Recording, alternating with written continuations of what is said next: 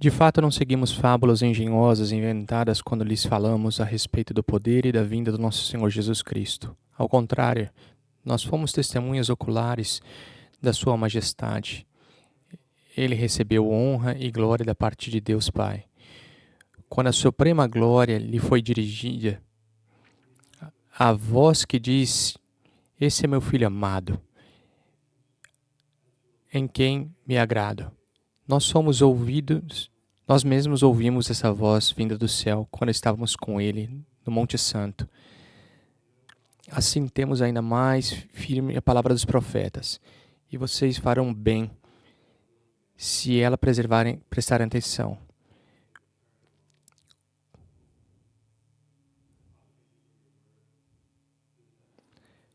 Senhor, obrigado pela sua palavra nos dada e preservada para nós. Eu oro por esse tempo. Que o Senhor fale conosco e nos dê ouvidos para ouvir essa manhã. Amém. Por favor, se sentem.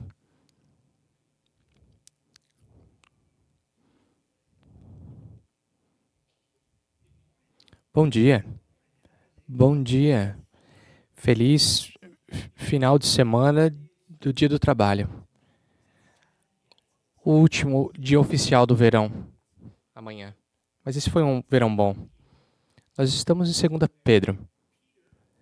Onde Pedro, ele sabe que o tempo dele está acabando.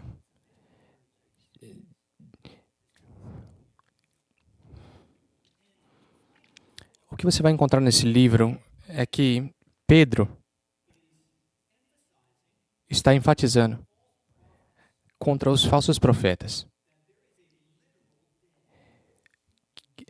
Que existe um dia literário que Jesus vai voltar.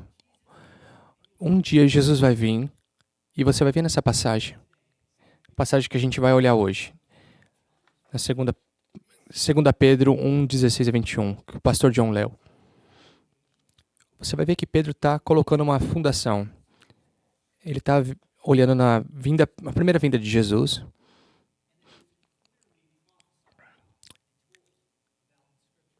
E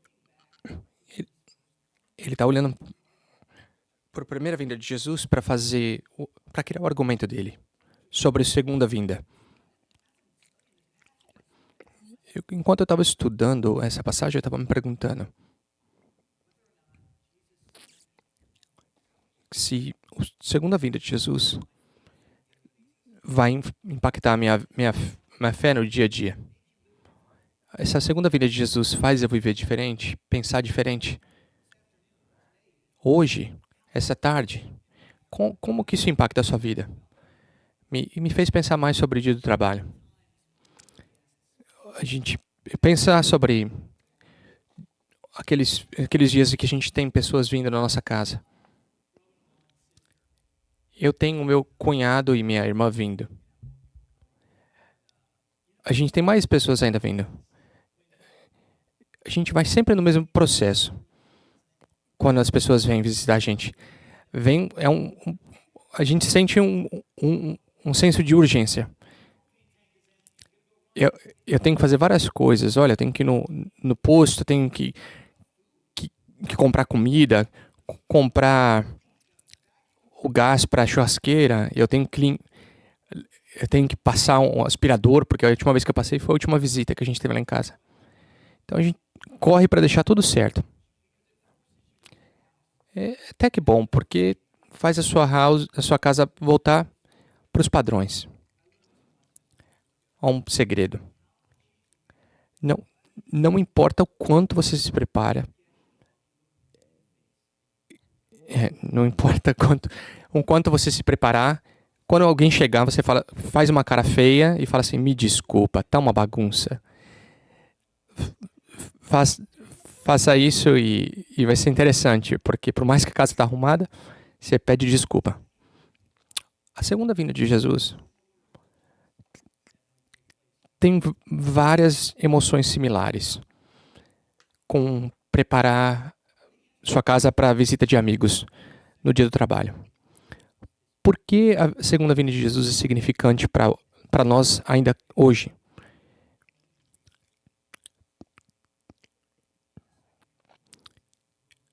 A segunda vinda de Jesus cria um senso de urgência. A gente tem que acertar as coisas.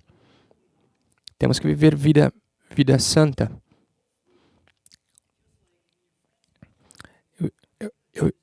Eu espero que da mesma forma que quando seus amigos vêm, você está tranquila. E também existe aquele sentimento de estar animado. Você está animado porque vai acontecer essa festa. Quantos de vocês estão animados que Jesus pode voltar a qualquer momento? E outro sentimento também é de antecipação. Antecipação que não é só uma festa. E não é só sobre jogar jogos.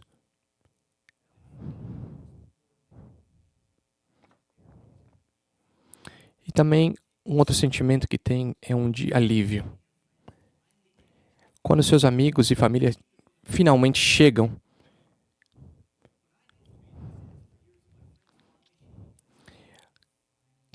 eu tenho pensado isso por anos, a mesma coisa. Quando eles chegam, eu falo, puxa, finalmente eu posso aproveitar. A gente vai olhar para essa passagem, talvez uma das 4 palavras vai martelar para você.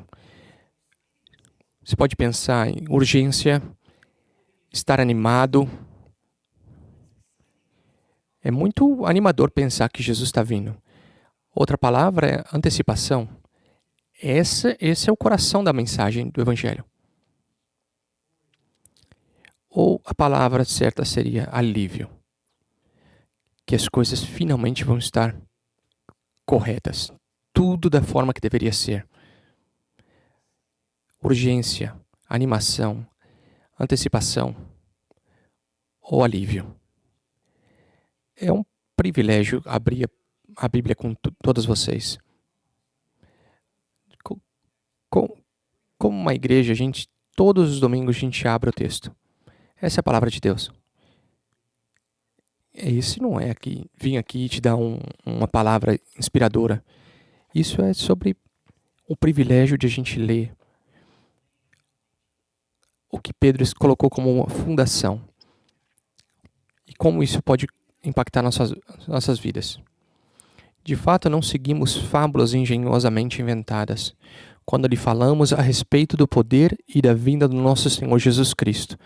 Ao contrário, nós fomos testemunhas oculares da sua majestade.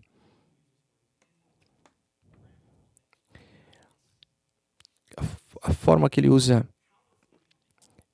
essa palavra é mais assim uma coisa um poder que está vindo de forma poderosa. Finalmente o reino dele está voltando. Tem uma foto em Apocalipse que fala que os anjos estão olhando do céu, a imagem de que os anjos estão animados, que finalmente o casamento vai acontecer. Com o livro de 2 Pedro, quando você começa a pensar na segunda vinda de Jesus, se você está na igreja por algum tempo,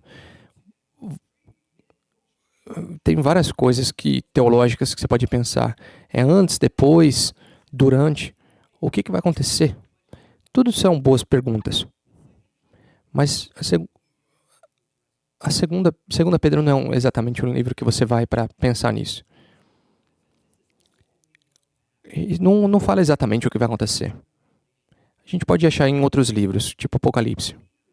O que Pedro está fazendo, o que ele está argumentando e nos impulsionando.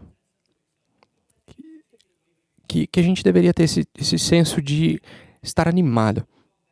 Não perca isso. Fica animado. Jesus vai voltar. Vocês se lembram? Bem, antigamente. Antes de ter telefone celular. Você lembra? Lembra que a gente viveu dessa forma? Que você tinha amigos chegando E você não saberia o minuto exato que eles estavam chegando. Parece que isso é muito faz tempo. Hoje eles falam que a hora que eles vão chegar é exatamente precisa. Quando minha irmã estava vindo, a gente sabia ontem exatamente a hora que ela ia chegar. E a gente foi lá, limpou o suor do rosto e sentamos. E a gente conseguiu fingir bem que a gente estava pronto fazia tempo. Então, antigamente parece que você tinha que ficar pronto um dia antes. Porque, por exemplo, minha família ia vir da Flórida e a gente nunca sabia que horas eles iam chegar. Podia ser qualquer hora, ou hoje ou amanhã. Quando eu era pequeno, não era uma preocupação a hora exata que eles iam chegar. Eu só estava animado que eles iam chegar. Não era exatamente o horário que me deixava animado, mas a notícia que eles estavam vindo.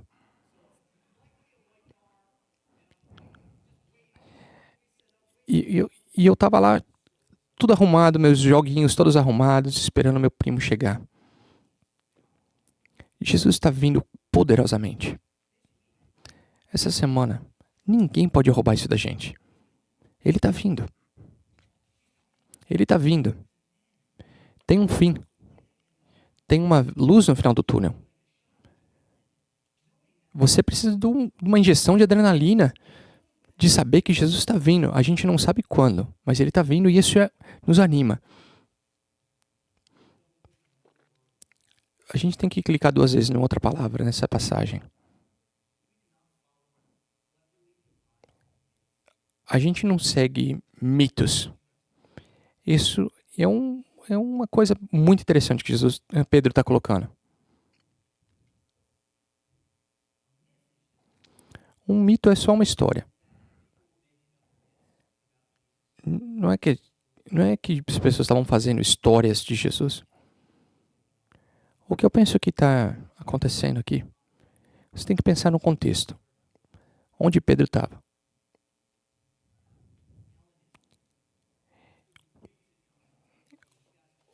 Eles estavam sobre o... Lembra aquela passagem de Paulo e Barnabé, quando eles chegam numa cidade e tinha um monte de deuses gregos. O contexto que Pedro estava escrevendo isso tinha provavelmente um templo para um deus grego ou romano.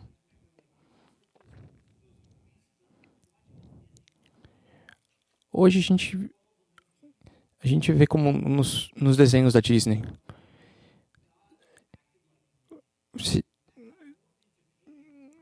Você lembra aquele paganismo que a gente vê? Lembra aqueles deuses Saturno e Júpiter, e eles se juntam? Então, era uma mistura de paganismo e mitologia grega. Isso era mitos. Eu acho que ele estava indo contra o politeísmo, que existia muitos deuses em Roma.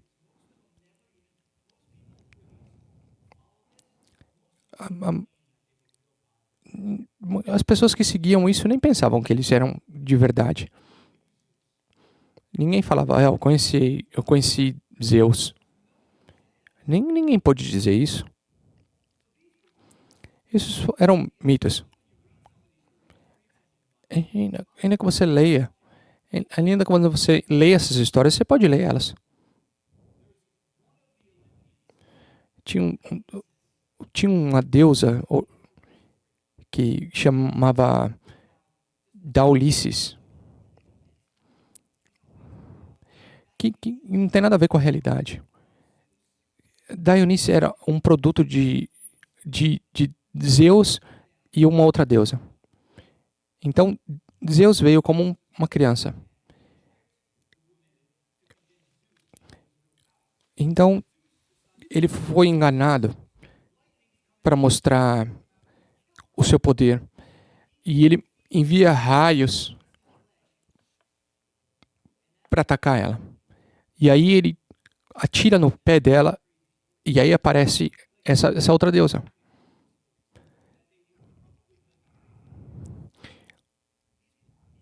Isso eram mitos. E no Antigo Testamento,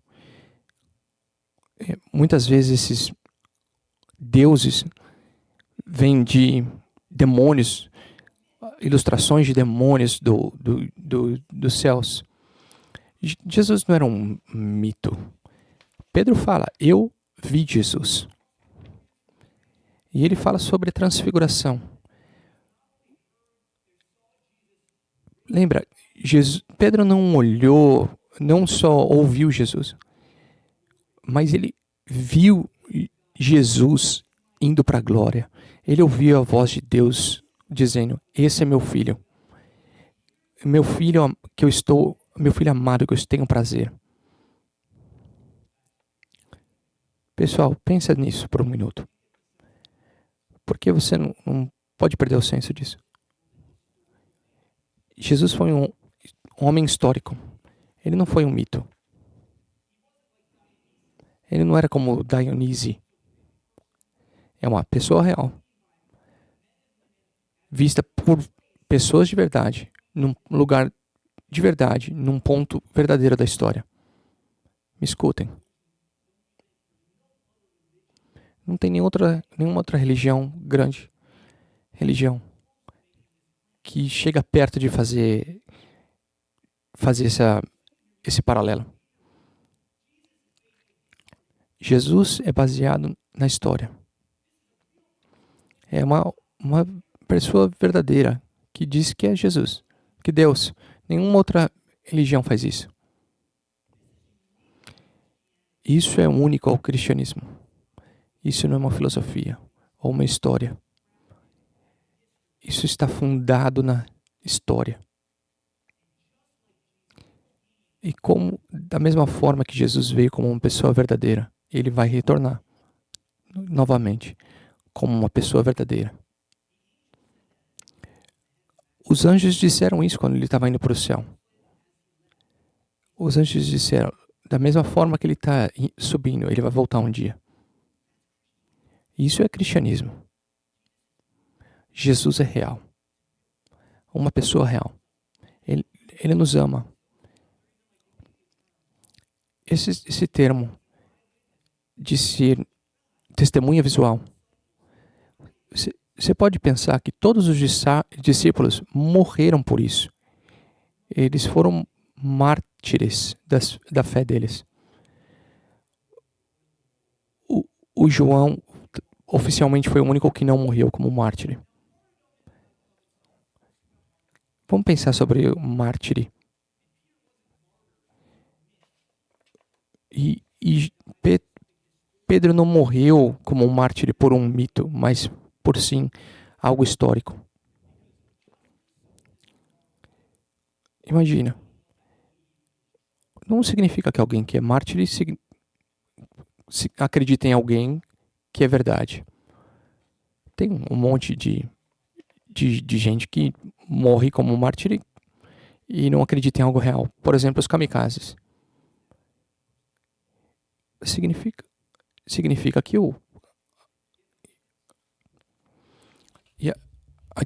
a diferença deles, dos discípulos de Jesus e um kamikaze, é que eles viram. Não era só uma filosofia que eles acreditavam. Eles morreram porque eles falaram, eu vi. Você pode me matar. Você não vai me convencer de mudar de ideia. Você pode me matar. Tem esse professor. Era um professor de direito. Eu gosto dessa história.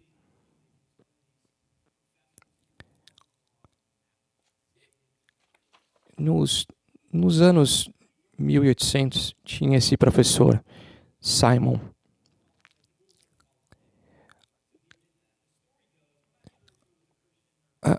Eu não sei se você era...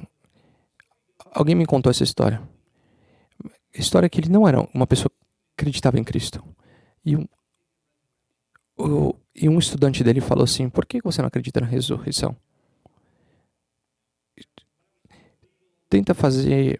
usa a história da ressurreição e tenta fazer um caso jurídico.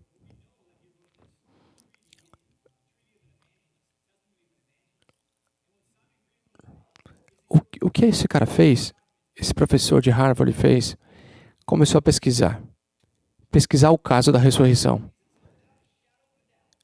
E aí, o que ele descobriu? Ele descobriu que os discípulos não tinham razão para mentir. Não existia qualquer sombra de dúvida. Ele descobriu que se a gente colocasse o caso da ressurreição numa corte, existiria tantas evidências que isso aconteceu. Esse cara aqui é um dos fundadores da escola de direito de Harvard. E que, quando ele começou a pesquisar o caso da ressurreição, ele descobriu que não existia sombra de dúvida que aquilo aconteceu.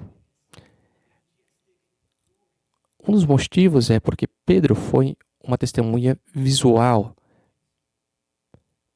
Lembre da palavra urgência.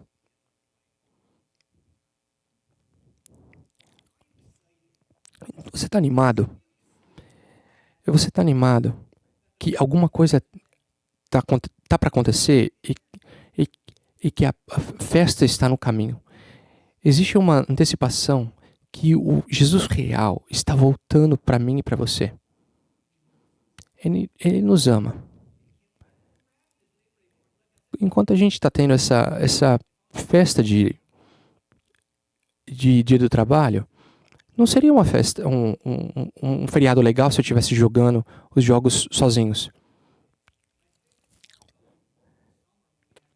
A minha parte favorita do verão era isso. Qual é o seu momento favorito no verão? Se me perguntasse. Para mim é todos os momentos que a gente está sentado numa roda. Em volta da mesa de jantar, de café. Ou a gente vai para Minnesota e a gente vai perto do lago. E a gente senta ali em volta e faz uma rodinha. Porque esses momentos que eu mais gosto é quando a gente está compartilhando a vida. Falando das histórias da nossa vida e ouvindo histórias.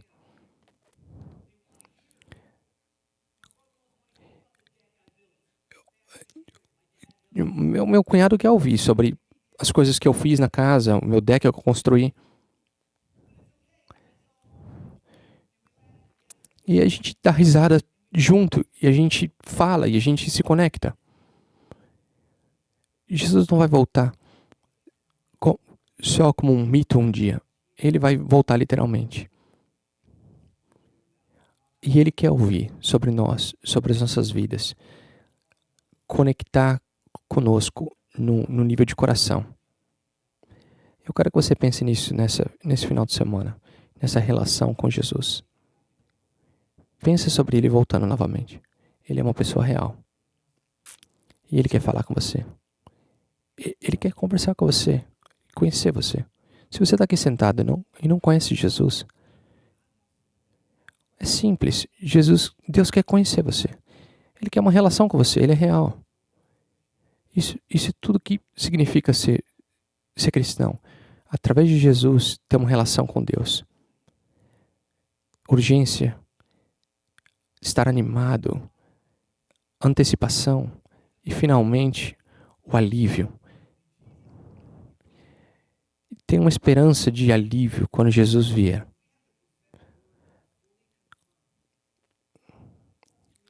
Assim, temos ainda mais uma firme palavra dos profetas, e vocês farão bem se ela prestar atenção, como a uma candeia que brilha em um lugar escuro, até o dia que clareie e a estrela da alva nasça no coração de vocês. Antes de mais nada, saibam que nenhuma profecia das Escrituras provém de interpretação pessoal, pois jamais a profecia teve origem da vontade humana, mas homens falaram da parte de Deus, impelidos pelo Espírito Santo. Veja, Ele está se preparando tudo para o fim. A gente é parte da história e está na metade, ou talvez perto do fim. Mas a história tem um final dentro dela. Ainda que Pedro não fala para a gente em detalhes, porque ele conhece que existem outras escrituras também que apontam com mais detalhes como que vão ser as coisas. Imagina que você está encontrando uma pessoa. Você vai encontrar no Starbucks. E você não encontrou com ele antes. Ele nem tem foto no Facebook e você não consegue saber como que é o rosto. Eu vou lá no Starbucks encontrar uma pessoa que está vestindo jeans. Eu vou ter minha bolsa de couro. Você fala pro cara, vou ter uma flor branca na mão. Você imagina esse momento, não? Deus foi bom demais para falar pra gente o plano dele. Para nos dar uma foto clara de quem Jesus era.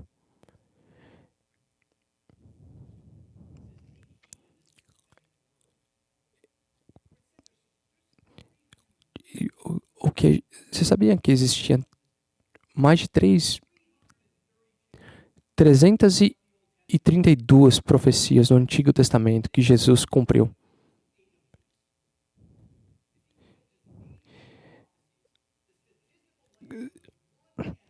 Se ele tivesse cumprido somente 8, as probabilidades seria 1 em 10 elevado à 17ª potência. É como se você colocasse 2 pés de profundidade,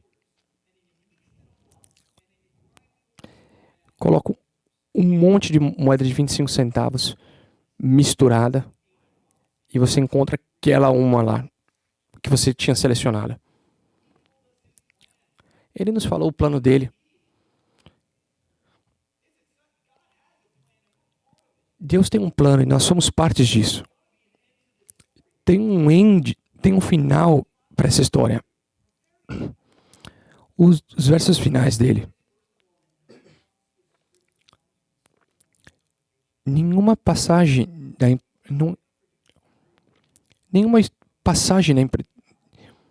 Antes de mais nada, sabe que nenhuma profecia da Escritura provém de interpretação pessoal, pois jamais a profecia teve origem na vontade humana.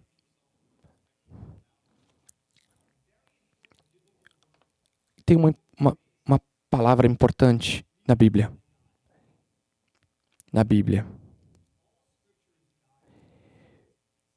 Toda a palavra de Deus é inspirada.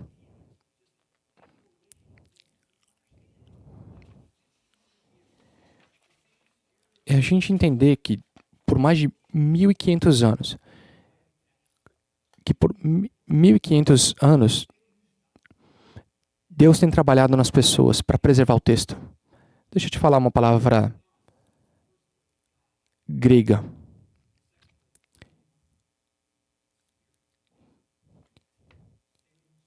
Theopneustos. Deus, Espírito. Ou seja, a palavra de Deus é o Espírito de Deus. Não é uma interpretação humana. Deus tem um plano e ele garantiu que estava escrito de forma clara.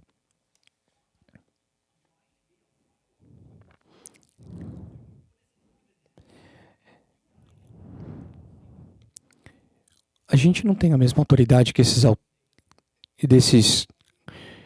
desses autores da Bíblia. Eu tenho muita chance de fazer erros aqui. Esses caras não. Esses que escreveram a Bíblia não. Não seja arrogante, vai ler a Bíblia. Não pense que você está sempre certo.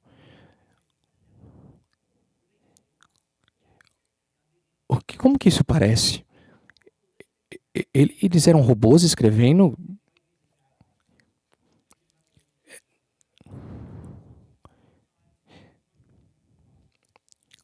Deus usou eles de formas diferentes e holísticas. Por exemplo, em João ele teve uma visão, em Lucas ele pesquisou. A realidade é que O resultado é que aqui a Bíblia original que existe, que a Bíblia escrita no texto original, era Deus Espírito.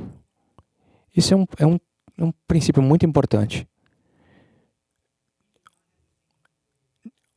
Nós não temos a mesma autoridade que os autores da Bíblia tinham.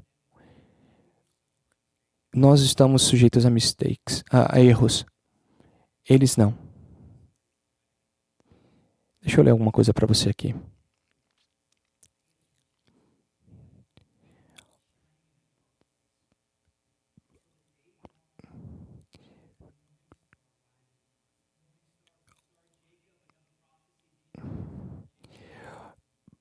Preste atenção nessa palavra. Existe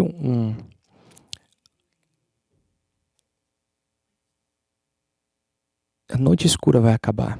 E essa palavra nos diz, a noite escura vai acabar, isso nos traz alívio. A vida é curta, cheia de problemas. A realidade é que Ele vai resolver todos. Ele vai vir e trazer alívio. A noite vai acabar. O nascer do sol vai chegar. A estrela da manhã chegar, vai nascer um dia.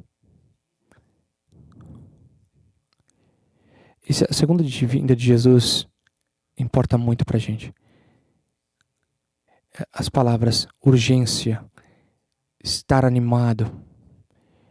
Às vezes eu me sinto meio bobo, ou pessoas se sentem bobas, animados com a segunda vinda dele. Sobre antecipação. Também, e sobre o alívio final. Se você está sentado aqui e não acredita em Jesus, não muda nada. Ele está vindo. Como a gente responde para a segunda vinda dele, não importa muito. Porque não é sobre nós. Ele vai voltar. Ele vai voltar. Deixa eu ler para você uma passagem de Apocalipse. Eu só quero que você tenha uma imagem dessa passagem. Apocalipse 19, 11 e 16. Vi os céus abertos e diante de mim um cavalo branco, cujo cavaleiro se chama Fiel e Verdadeiro. Ele julga e guerreia com justiça. Seus olhos são como chamas de fogo e sua cabeça há muitas coroas. E um nome que só ele conhece e ninguém mais. Ele está vestido com um manto tingido de sangue e o seu nome é Palavra de Deus. Os exércitos do céu o seguiam, vestido de linho fino, branco e puro, e montados em cavalos brancos. De sua boca sai uma espada afiada, com a qual ferirá as nações. Ele as governará com cetro de ferro. Ele pisa o lagar do vinho do furor da sua ira do Deus Todo-Poderoso. Em seu manto e sua coxa está escrito este nome: Rei dos Reis e Senhor dos Senhores. Jesus está vindo. Urgência, animação, antecipação e alívio. As palavras finais de Apocalipse. Os últimos versículos. As palavras finais de Jesus para nós. Eu vou ler. Sim, venho em breve. Amém.